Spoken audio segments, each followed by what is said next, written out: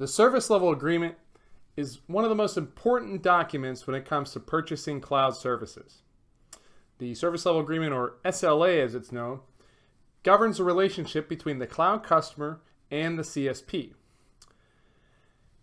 It dictates the terms of service, what the cloud customer is purchasing, and the responsibilities of the CSP and the responsibilities of the customer.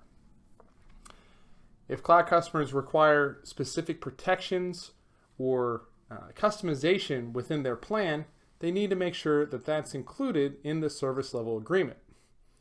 And this should be negotiated at the very beginning of the relationship between the CSP and the customer.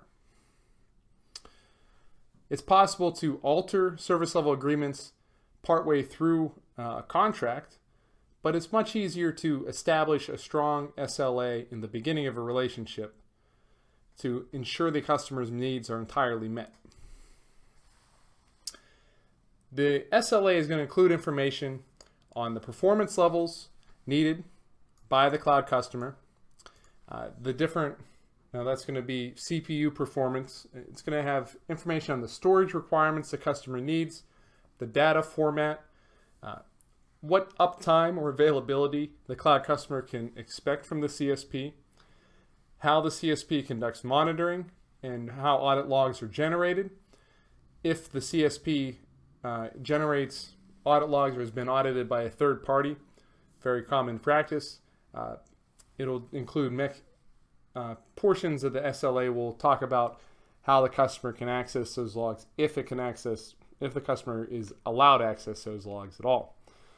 And then any recompense for outages.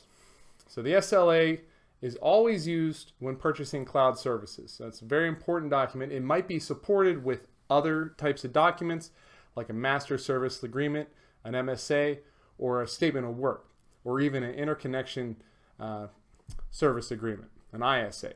But the SLA is always used. And we'll talk about the MSA and the statement of work, the SOW, in domain 6.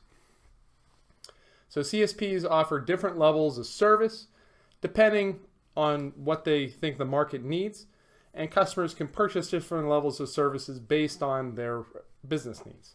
So for these can vary based on, it could be data or performance or different applications, different operating systems, and the customer is going to purchase the level of service that they require. For example, one offering might have a storage solution that has a hard disk drive versus a solid state drive, and then the customer would choose based on how fast they need to access their data, or if they have specific preferences versus a hard disk drive versus solid state drive, they would choose between the two. Platforms as a service offerings might include different operating systems.